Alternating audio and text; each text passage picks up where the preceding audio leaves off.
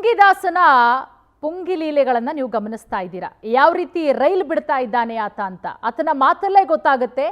ಆತ ದರ್ಶನ್ನ ಮೀಟ್ ಮಾಡದೆ ಅವರಿಗೆ ಧ್ಯಾನ ಹೇಳಿಕೊಟ್ಟೆ ಅಂತಲೂ ಕೂಡ ಮತ್ತೊಂದು ರೈಲ್ ಬಿಡ್ತಾನೆ. ಅದು ಮೀಟ್ ಮಾಡಿದ 10 ನಿಮಿಷ ಅಂತೆ. ಯಾವ ಖೈದಿಗಳಿಗೂ ಕೂಡ ಪರ್ಮಿಷನ್ ಕೊಡಲ್ಲ. ಮತ್ತೊಂದು ಕಡೆ ಹೊರಭಾಗದಲ್ಲಿ ನಾವು ಮೀಟ್ ಮಾಡಬೇಕಂದವ್ರನ್ನೂ ಕೂಡ ದರ್ಶನ್ ನಾನು ನೋಡೋದಕ್ಕಾಗಲ್ಲ ಅಂತ ವಾಪಸ್ ಕಳಿಸಿರೋದು ಕೂಡ ಇದೆ. ಅಂಥ ಸಂದರ್ಭದಲ್ಲಿ ಈ ಸಿದ್ಧಾರೂಢನನ್ನ ಮೀಟ್ ಮಾಡ್ತಾರಾ ಅನ್ನೋದು ದರ್ಶನ್ ಅಭಿಮಾನಿಗಳಲ್ಲೂ ಕೂಡ ಯಕ್ಷ ಪ್ರಶ್ನೆಯಾಗಿ ಕಾಡ್ತಾ ಇದೆ. ಜೈಲಿನಿಂದ ಹೊರಬರ್ತಲೇ ಸುಳ್ಳಿನ ಮೂಟೆಯನ್ನು ಹೊತ್ತು ತಂದಿದ್ದಾನೆ ಈ ಸಿದ್ಧಾರೂಢ. ಜೈಲಿನಿಂದ ಹೊರಬಂದು ಹಲವು ದಿನಗಳ ಬಳಿಕ ಬಿಟ್ಟಿರುವಂತಹ ಸುಳ್ಳಿನ ಬಾಣ. ಅವತ್ತೇ ಹೇಳ್ಬೋದಿತ್ತಲ್ಲ, ಆತ ರಿಲೀಸ್ ಆದ ದಿನ ಸನ್ನಡತೆ ಆಧಾರದ ಮೇಲೆ ರಿಲೀಸ್ ಆಗ್ತಾನೆ 9ನೇ ತಾರೀಕಿಗೆ.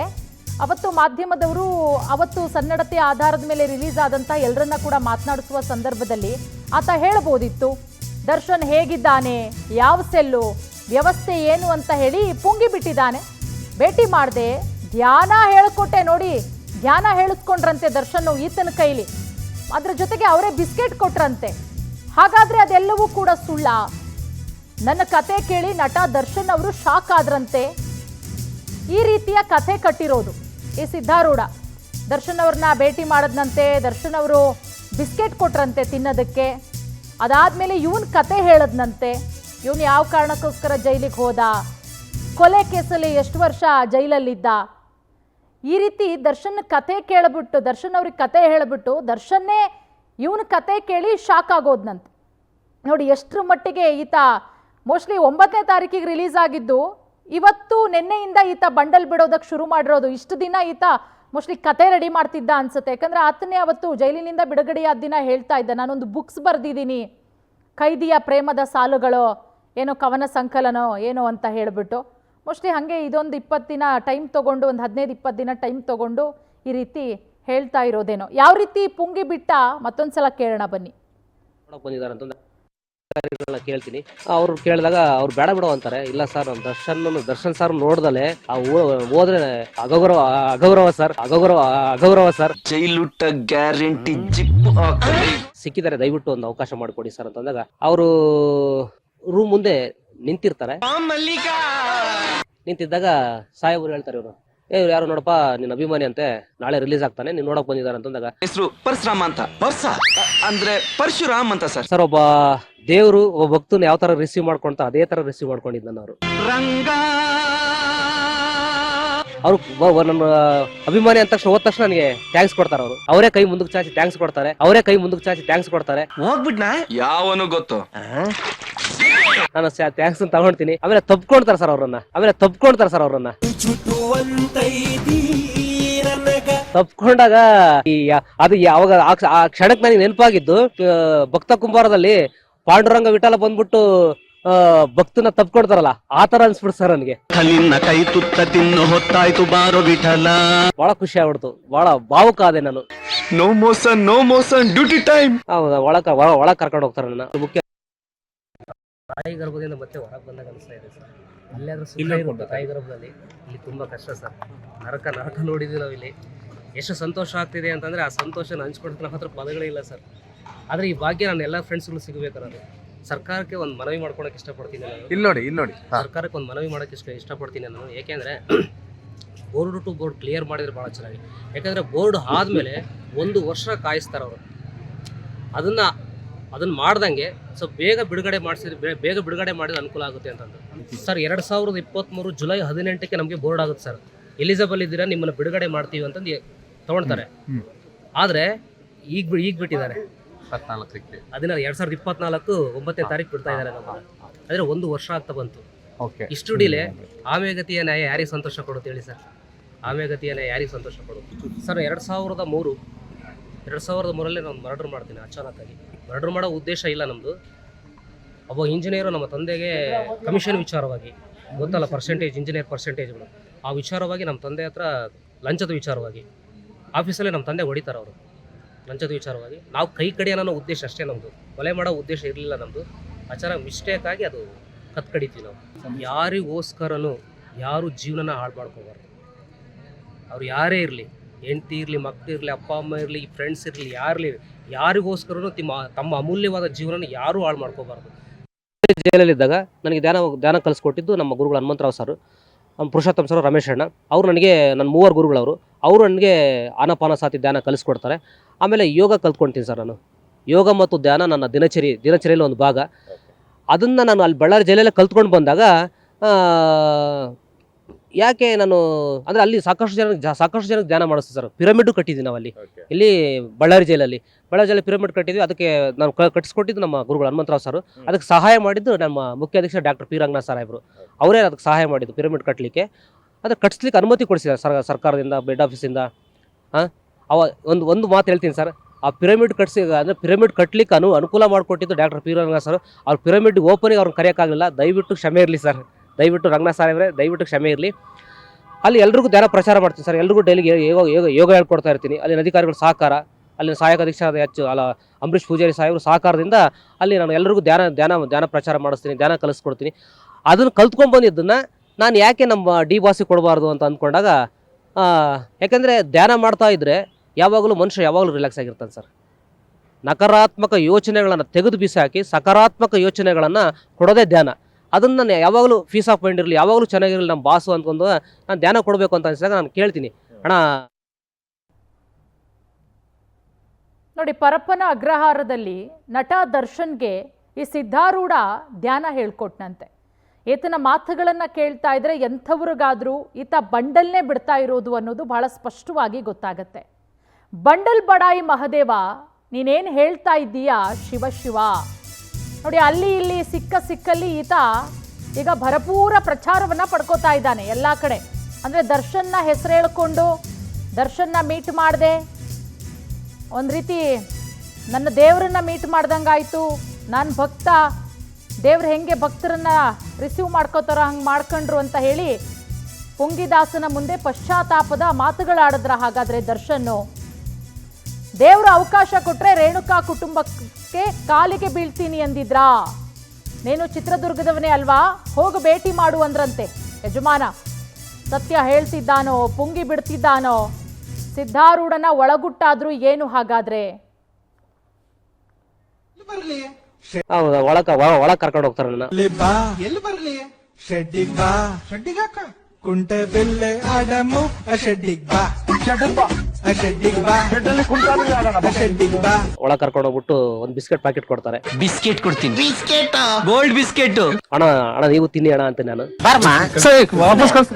ಮಕ್ಕಕ್ಕೆ ಇಟ್ಬಿಡು ಬಾ, ಬಾ ಇಲ್ಲಿ ಹೇಳ್ತೀನಿ, ಬಾ ಆರಾಮಾಗಿ ತಗೋ. ಯಾಕೆ ನನ್ನೇನೋ ಕಳ್ಳಂತ ನೀವು ತಿನ್ನಿ ಅಣ್ಣದಾಗ ಪರವಾಗಿಲ್ಲ ನೀನು ತಿನ್ನೋ ಅಂತಂತಾರೆ. ನನ್ ಮೇಲೆ ಆಣೆ ಇಟ್ಟು, ನನ್ ಮೇಲೆ ಆಣೆ ಇಟ್ಟು. ಅವಾಗ ಬಿಸ್ಕೆಟ್ ಪ್ಯಾಕೆಟ್ಗಳು ಅವ್ರಿಗೂ ಒಂದು ಕೊಡ್ತೀನಿ, ನಾನು ತಿಂತೀನಿ. ಸರ್ ನನ್ಗೊಂದು ಡೌಟ್. ಅವಾಗ ನನಗೆ ಗೊತ್ತಿದ್ದು ಧ್ಯಾನ ಸರ್. ನಿನಗೆ ಇಷ್ಟೊಂದು ವಿಚಾರ ಗೊತ್ತಿದೆ ಅಂತ ನನಗ್ ಗೊತ್ತೇ ಇರ್ಲಿಲ್ಲ. ಸಾಯಂಕಾಲ ಟ್ಯೂಷನ್ ಬನ್ನಿ, ಇನ್ನು ಜಾಸ್ತಿ ಹೇಳ್ಕೊಡ್ತೀನಿ. ಒಳಗೆ ಕರ್ಕೊಂಡು ಹೋಗ್ತಾರೆ ನನ್ನ. ಬಾ, ಎಲ್ಲಿ ಬರ್ಲಿ? ಶೆಡ್ಡಿಗ್ ಬಾ, ಶೆಡ್ಡಿಗ್ ಹಾಕ ಕುಂಟೆ ಬೆಲ್ಲೆ ಆಡಮು, ಶೆಡ್ಡಿಗ್ ಬಾ, ಶೆಡ್ಡಿಗ್ ಬಾ, ಶೆಡ್ಡಿಗ್ ಬಾ. ಒಳಗೆ ಕರ್ಕೊಂಡು ಹೋಗ್ಬಿಟ್ಟು ಒಂದು ಬಿಸ್ಕೆಟ್ ಪ್ಯಾಕೆಟ್ ಕೊಡ್ತಾರೆ. ಬಿಸ್ಕೆಟ್ ಕೊಡ್ತೀನಿ. Biscuit, gold biscuit. ಅಣ್ಣ ನೀವು ತಿನ್ನಿ ಅಣ್ಣ ಅಂತ ನಾನು. ಮಕ್ಕಕ್ಕೆ ಇಟ್ಬಿಡು ಬಾ, ಬಾ ಇಲ್ಲಿ ಹೇಳ್ತೀನಿ, ಬಾ ಆರಾಮಾಗಿ ತಗೋ. ಯಾಕೆ ನನ್ನೇನೋ ಕಳ್ಳಂತ ನೀವು ತಿನ್ನಿ ಅಣ್ಣದಾಗ ಪರವಾಗಿಲ್ಲ ನೀನು ತಿನ್ನೋ ಅಂತಂತಾರೆ.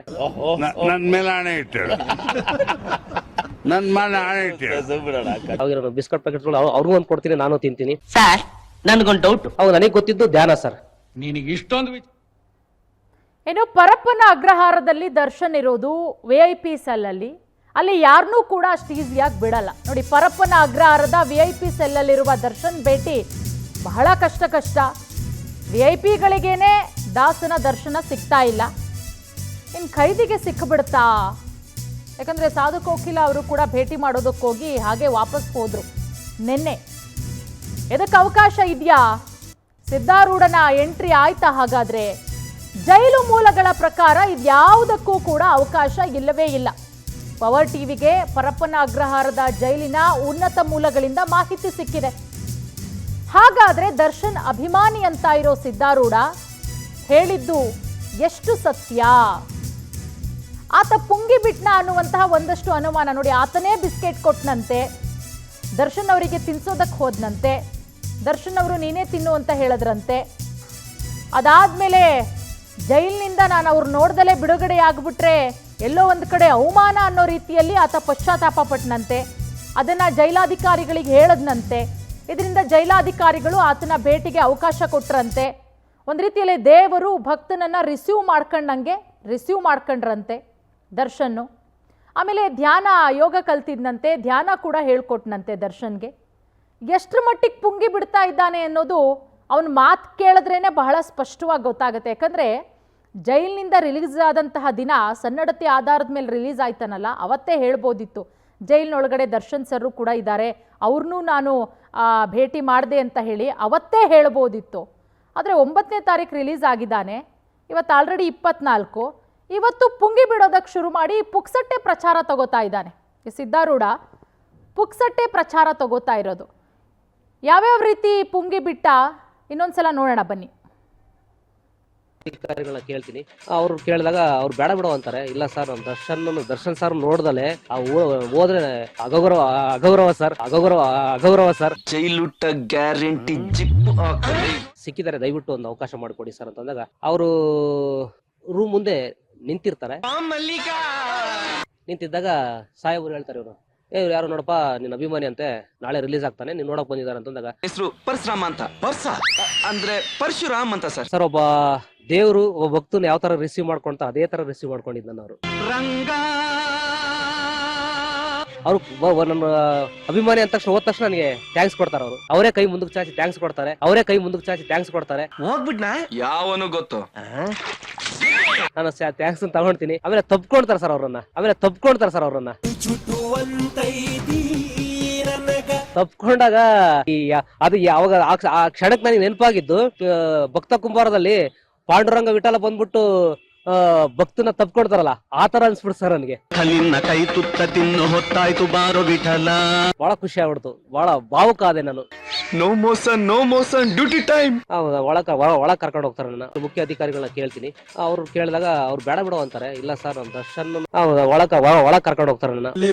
ಎಲ್ಲಿ ಬರ್ಲಿ ಶೆಡ್ಡಿಗ್ ಬಾ, ಶೆಡ್ಡಿಗ್ ಹಾಕ ಕುಂಟೆ ಬೆಲ್ಲೆ ಆಡಮು ಶೆಡ್ಡಿಗ್ ಬಾ, ಶೆಡ್ಡಿಗ್ ಬಾ, ಶೆಡ್ಡಿಗ್ ಬಾ. ಒಳಗ್ ಕರ್ಕೊಂಡು ಹೋಗ್ಬಿಟ್ಟು ಒಂದ್ ಬಿಸ್ಕೆಟ್ ಪ್ಯಾಕೆಟ್ ಕೊಡ್ತಾರೆ. ಬಿಸ್ಕೆಟ್ ಕೊಡ್ತೀನಿ, ಗೋಲ್ಡ್ ಬಿಸ್ಕೆಟ್. ಅಣ್ಣ ನೀವು ತಿನ್ನಿ ಅಣ್ಣ ಅಂತ ನಾನು. ಬಾರ್ಮಾ ಮಕ್ಕಕ್ಕೆ ಇಟ್ಬಿಡು ಬಾ. ಬಾ ಇಲ್ಲಿ ಹೇಳ್ತೀನಿ, ಬಾ ಆರಾಮಾಗಿ ತಗೋ. ಯಾಕೆ ನನ್ನೇನೋ ಕಳ್ಳಂತ ನೀವು ತಿನ್ನಿ ಅಣ್ಣದಾಗ ಪರವಾಗಿಲ್ಲ ನೀನ್ ತಿನ್ನೋ ಅಂತಂತಾರೆ.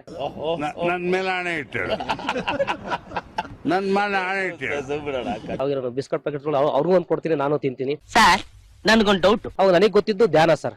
ನಿನಗೆ ಇಷ್ಟೊಂದು ವಿಚಾರ ಗೊತ್ತಿದೆ ಅಂತ ನನಗ್ ಗೊತ್ತೇ ಇರ್ಲಿಲ್ಲ. ಸಾಯಂಕಾಲ ಟ್ಯೂಷನ್ ಬನ್ನಿ, ಇನ್ನು ಜಾಸ್ತಿ ಹೇಳ್ಕೊಡ್ತೀನಿ. ಒಳಗ್ ಕರ್ಕೊಂಡು ಹೋಗ್ತಾರೆ ನನ್ನ. ಎಲ್ಲಿ ಬರ್ಲಿ ಶೆಡ್ಡಿಗ್ ಬಾ, ಶೆಡ್ಡಿಗ್ ಹಾಕ ಕುಂಟೆ ಬೆಲ್ಲೆ ಆಡಮು ಶೆಡ್ಡಿಗ್ ಬಾ, ಶೆಡ್ಡಿಗ್ ಬಾ, ಶೆಡ್ಡಿಗ್ ಬಾ.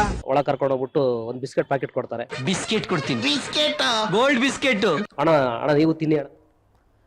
ನೋಡಿ, ಸಿದ್ಧಾರೂಢನ ಮಾತುಗಳನ್ನ ಕೇಳಿದ್ರೆ ನಗಬೇಕೋ ಬಿಡಬೇಕೋ ಅನ್ನೋದು ಗೊತ್ತಾಗ್ತಿಲ್ಲ. ಯಾಕಂದ್ರೆ 9ನೇ ತಾರೀಕು ಆತ ಪರಪ್ಪನ ಅಗ್ರಹಾರದಿಂದ ಸನ್ನಡತೆ ಆಧಾರದ ಮೇಲೆ ರಿಲೀಸ್ ಆಗೋದು.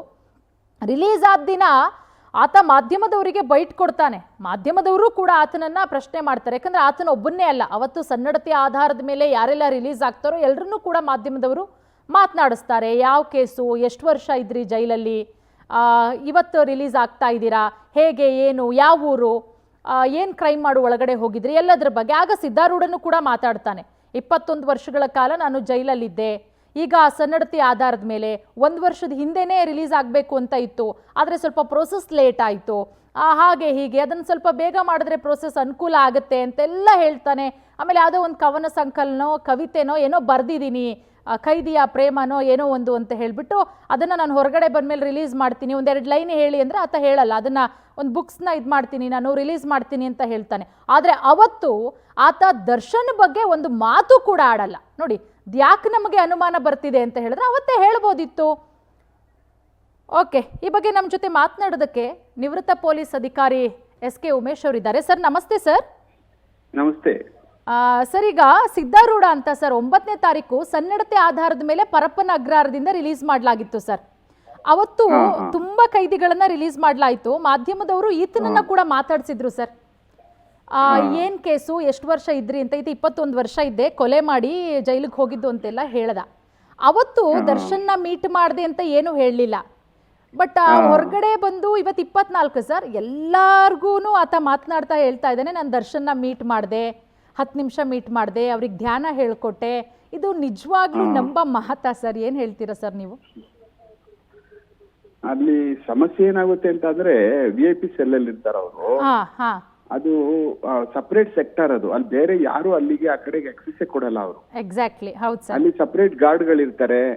ಆಮೇಲೆ ಅವರು ಏನಾದ್ರೂ ಬೇರೆ ಏನಾದ್ರೂ ಮೀಟ್ ಮಾಡ್ಬೇಕು ಅಂತ ಬಂತು ಅಂತಂದ್ರೆ ಅವ್ರು ಬಂದು ಒಂದು ಇಂಟರ್ವ್ಯೂ ರೂಮ್ ಇದೆ, ಅಲ್ಲಿಗೆ ಬರ್ತಾರ ಅವರು, ಬಂದು ನೇರಕ್ಕೆ ಅವ್ರ ಜೊತೆ ಮಾತಾಡ್ಬಿಟ್ಟು ಹೊಟ್ಟೋಗ್ತಾರೆ.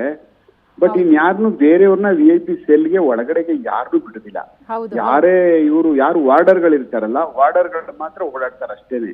ನಮ್ ಜೈಲ್ ವಾರ್ಡರ್ಸ್ಗಳು ಮತ್ತೆ ಆ ಸಂಬಂಧಪಟ್ಟವರು. ಬೇರೆ ಇವನ್ನು ಜೈಲ್ ಕೈದಿಗಳಿಗೂ ಸಹ ಹೋಗಲ್ರ ಕಡೆ, VIP ಕಡೆ. ನಮಗ್ ಗೊತ್ತಿರೋ ಪ್ರಕಾರ ಅಲ್ಲಿ ಯಾರನ್ನೂ ಆಕ್ಸೆಸ್ ಮಾಡೋದಿಲ್ಲ. ಯಾಕೆಂದ್ರೆ ಬಹಳ ಸೆನ್ಸಿಟಿವ್ ಅಲ್ಲಿ ಇರ್ತಕ್ಕಂತ ಕೈದಿಗಳಿರೋದ್ರಿಂದ ಅವ್ನ ಯಾರನ್ನೂ ಅಲೋ ಮಾಡೋದಿಲ್ಲ. ಆಗ ಈ ಹೆಂಗೆ ಹೋದ ಅಂತ ಅನ್ನೋದೇ ಗೊತ್ತಾಗ್ತಾ ಇಲ್ಲ. ಇಲ್ಲ ಏನಾದ್ರು ಅಕಸ್ಮಾತ್ ಏನಾದ್ರು ಕೈದಿ ಅವ್ರು ಯಾರಾದ್ರೂ ಇನ್ನೊಬ್ಬರು ಭೇಟಿ ಮಾಡೋಕೆ ಏನಾದ್ರು ಬರ್ಬೇಕಾದಂತ ಸಂದರ್ಭದಲ್ಲಿ ಕಾಮನ್ ಆಗಿ ಒಂದು ರೋಡ್ ಬರುತ್ತೆ, ಅಲ್ಲಿ ಬಂದು ಎಂಟ್ರಿ ರೂಮ್ಗೆ ಬರ್ಬೇಕಾಗುತ್ತೆ ಅವರು, ವೈಟಿಂಗ್ ರೂಮ್ಗೆ. ಅಲ್ಲಿಗೆ ಬರ್ಬೇಕಾದಾಗ ನಾನು ನೋಡ್ಗಿಡ್ಬಿಟ್ಟು ಏನಾದ್ರು ನಾನು ಮಾತಾಡದೆ ಹಾಗೆ ಹೀಗೆ ಅಂತ ಹೇಳಿರ್ಬೋದೇನೋ. ಬಟ್ ಅಷ್ಟು ಸುಲಭಕ್ಕೆ ಯಾರಿಗೂ ಮಾತಾಡೋದಕ್ಕೂ ಇದಕ್ಕೂ ಜೈಲ್ನವರು ಅವಕಾಶ ಮಾಡಿ ಕೊಡುದಿಲ್ಲ. ಅಲ್ಲಿ ಆತರ ಸಿಸ್ಟಮ್ ಇರೋದು, ಬಂದಿಖಾನೆ ಸಿಸ್ಟಮೇ ಆಗೇನೆ.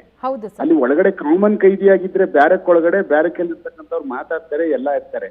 ಆದ್ರೆ VIP ಏನು ಇದೆಯಲ್ಲ, ಅದು ಸಪರೇಟ್, ಒಂದೊಂದು ಸಪರೇಟ್ ಇರೋದ್ರಿಂದ ಅಲ್ಲಿ ಮಾತಾಡೋಕೆ ಏನೋ ಅವಕಾಶ ಇರೋದಿಲ್ಲ. ಹೌದು ಹೌದು. ಮತ್ತೆ ಆತ ನೋಡಿ ಸರ್, ಅವತ್ತೇನು ಹೇಳಲಿಲ್ಲ. ಆತ ರಿಲೀಸ್ ಆದ ದಿನ ದರ್ಶನ್ ಬಗ್ಗೆ ಮಾತೇ ಆಡ್ಲಿಲ್ಲ. ನಾನು ಮೀಟ್ ಮಾಡಿದೆ ಹಾಗೆ ಹೀಗೆ ಅಂತ ಹೇಳಿ. ತುಂಬ ದಿನ ಆದಮೇಲೆ ಆತ ಜೈಲಿನ ಅನುಭವಗಳನ್ನು ಹೇಳ್ಕೊಳ್ತಾ ದರ್ಶನ್ನ ಮೀಟ್ ಮಾಡಿದೆ, ಬಿಸ್ಕೆಟ್ ಕೊಟ್ಟರು, ಅದಾದಮೇಲೆ ನಾನು ಧ್ಯಾನ ಹೇಳ್ಕೊಟ್ಟೆ. ಆಮೇಲೆ ಜೈಲಾಧಿಕಾರಿಗಳನ್ನ ಆತ ರಿಕ್ವೆಸ್ಟ್ ಮಾಡ್ಕೊಂಡಂತೆ ಸರ್, ಇಲ್ಲ ನಾನು ಬಿಡುಗಡೆ ಆಗೋದಕ್ಕಿಂತ ಮುಂಚೆ ನೋಡಲೇಬೇಕು, ಇಲ್ಲ ಅಂತ ಹೇಳಿದ್ರೆ ನಂಗೊಂದು ರೀತಿ ಅವಮಾನ ಅನ್ನೋ ರೀತಿಯಲ್ಲೂ ಕೂಡ ಆತ ಮಾತನಾಡ್ತಾ ಇದ್ದ. ಅಂದ್ರೆ ಜೈಲಾಧಿಕಾರಿಗಳು ಅಷ್ಟು ಈಸಿಯಾಗಿ ಬಿಟ್ಬಿಡ್ತಾರಾ ಅಂತ ಹೇಳಿ. ಇಲ್ಲ ಇಲ್ಲ ಇಲ್ಲ, ಇವರೆಲ್ಲ ಅಲ್ಲಿ ಹೇಳ್ದಂಗೆಲ್ಲ ಯಾರು ಜೈಲಾಧಿಕಾರಿಗಳು ಕೇಳಲ್ರು.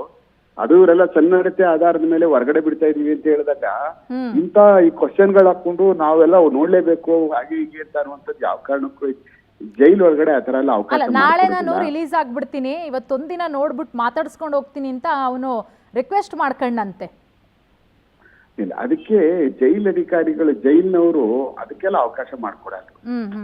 ಹಂಗೆ ಎಷ್ಟು ಜನ ಕೇಳ್ತಾರಲ್ವಾ ಸರ್? ಏನಾದ್ರೂ ಅನಾಹುತಗಳಾದ್ರೆ, ಏನಾದ್ರೂ ಹೆಚ್ಚು ಕಡಿಮೆ ಆದ್ರೆ ಹೋಗಿ. ಅಲ್ಲ, ಈ ತರದ ಸಿದ್ಧಾರೂಢನಂತವ್ರು ಎಷ್ಟು ಜನ ಕೇಳ್ತಾರೋ ದಿನ ಹೋಗಿ?